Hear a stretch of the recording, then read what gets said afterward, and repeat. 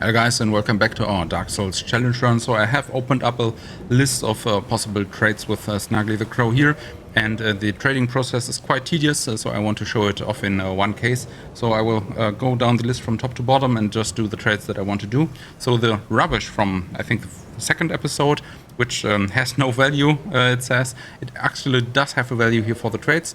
For some reason it seems to be silky smooth for Snuggly the Crow, so we can drop it down here and see the reaction. Okay, we do not get a reaction. Okay, but the process which I wanted to show is basically that we can collect it immediately ourselves again. We have to go back to the main menu, then log back in, and that way we will receive our new item. So it should now be a Titanite chunk. Give me warm. Give me soft.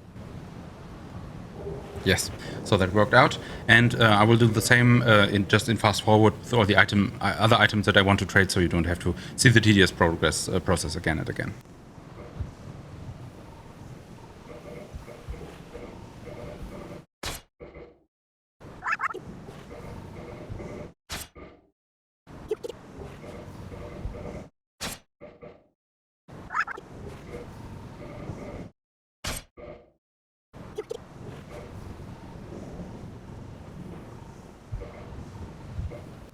Alright, so that were the items. There would have been two more which I would like to have traded. That is the sack, which is just a linen bag basically you can put on your head here as a helmet.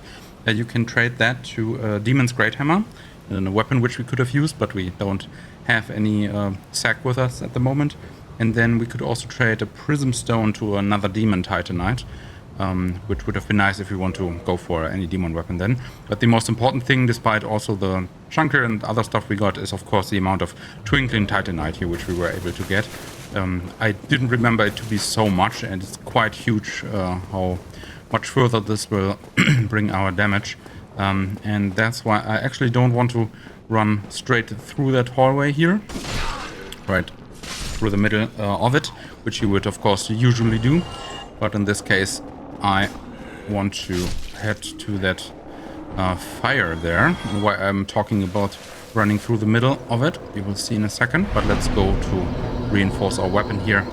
And I mean, I kind of planned to get to other weapons, but now we got so many Twinkling Titanite that we can actually already... Never mind. We are missing one. It needs 4, right? We only got 3. Oh, it needs 2 and then 4? I was so safe that it needed 2 and then 3. Yeah, we have 3 and we need 4. Okay. Well, either way, we still can use our +4 weapon now. And, I think some of the stuff with the rolling might be from the fact that our weapons also have different weights here. So the Black Knight sword is actually heavier than the halberd, interestingly. Yeah, and that... it's not working out for us right now, so let's get back to this rope here, and then that works. Alright, so let's do it the way how people would usually do it, and that is first get hit by a random hollow here on the way. That is exactly the way, and then you would usually enter back to that room here from this direction. Have cleared these. Let's maybe get rid of him first. And then you would say, okay, now I got some new key, I want to go back, I want to get to the bonfire. How did I aggro that one? Oh, come on. We almost up running through one Estus. Actually want to go into this with full health. And the thing that happens here is that the floor is breaking, and then you are randomly in the middle of a boss fight with only a half health, because it immediately starts with a lot of fall damage. And then, however, we have this stray demon here, which is just a little bit more difficult version of the original undead silent demon in the floor above. And if you were paying very much attention, you could already see that guy for some frames in the very first episode. And you can start to see him from the first hallway outside of your own cell, because he's already standing there. A little bit tough to see, but if you know that he is there, and you're looking for him, you actually can see him, which makes it all the stranger that he's just waiting for us there for hours, not doing anything. Yeah, but now with our weapon upgraded so much and the correct stats and all that stuff, we could easily get him down. And as a reward, I think we get the Titanite slab together with a homeward bone, humanity, some souls again. But that's actually not the reason I was coming here with the extra Titanite or Twinkling Titanite or the slab. But you can drop down here and move your way back to the original cell where you started the game, or where we started the game. Then there's actually another chance to get a Black Knight sword here. In this case, of course, we don't need one, but if you were unlucky with the first night, the heavy attack was a little bit unnecessarily late. Let's not fuck up against this guy. Away with you. So there's your second chance here to get that weapon. Alright, okay, I think it was a Titanite chunk and a red Titanite chunk. It was only on screen for like a frame. I accidentally clicked it away. And then we get this peculiar doll here, which is also what we need to get into the painted world. That is all the reason why we came here.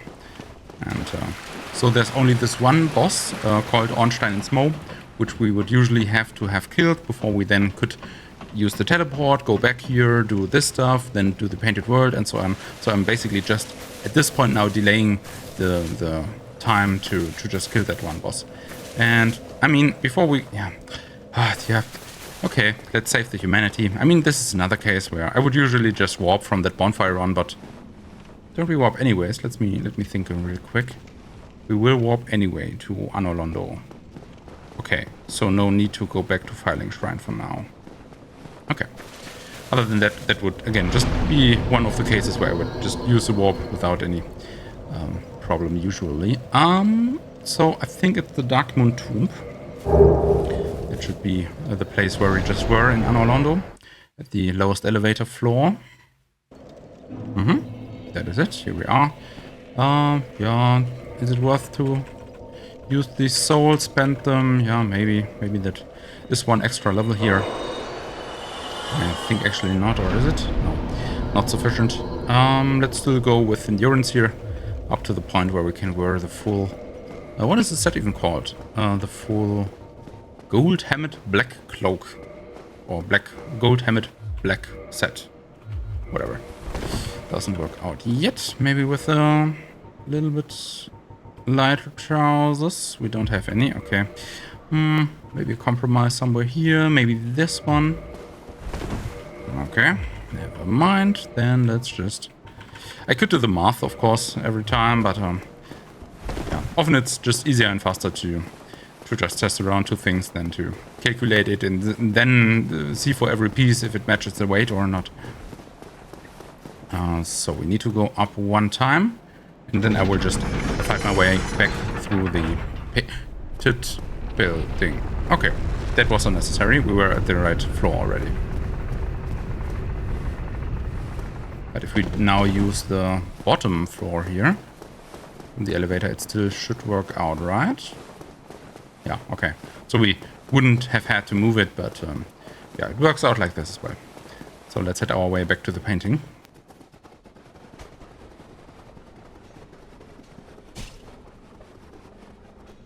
Alright, we could just use it now, or examine, it actually said in the prompt. But now that we have the peculiar doll, whatever this has to do with this painting here, we can interact with it. And this happens.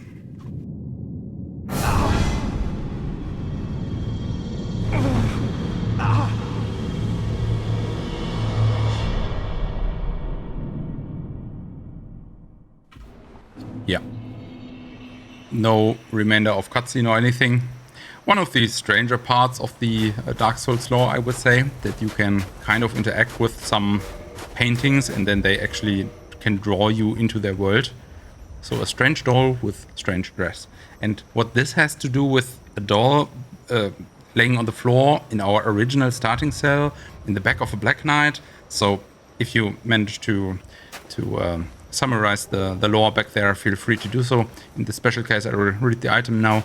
There once was an abomination who had no place in this world.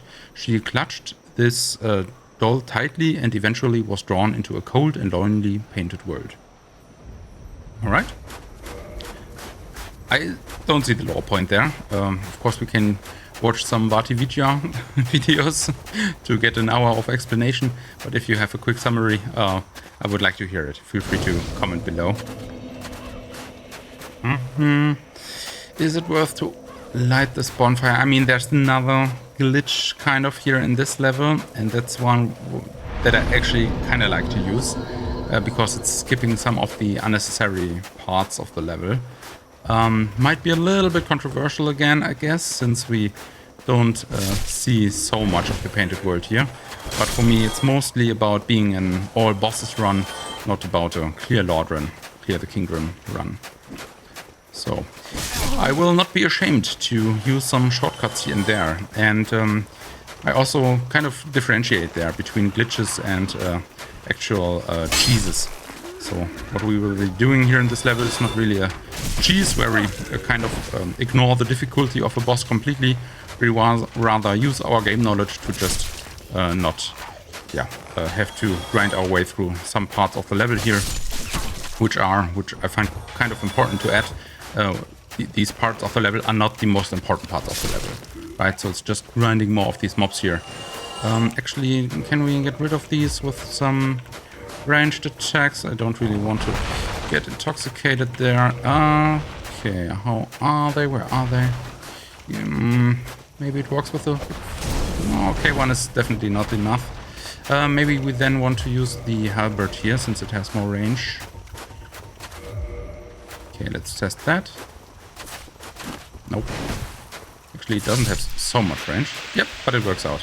Okay, so when these die, these leave behind a poison cloud, as you could see. And that will intoxicate us every time. And I think it's actually not poison, but actually toxin. But not quite sure. Nope. Away with you. Alright. So let's get up here. There are some enemies and some special item. I don't know if it's just souls or what the item is. Maybe it's not that special. Let's check.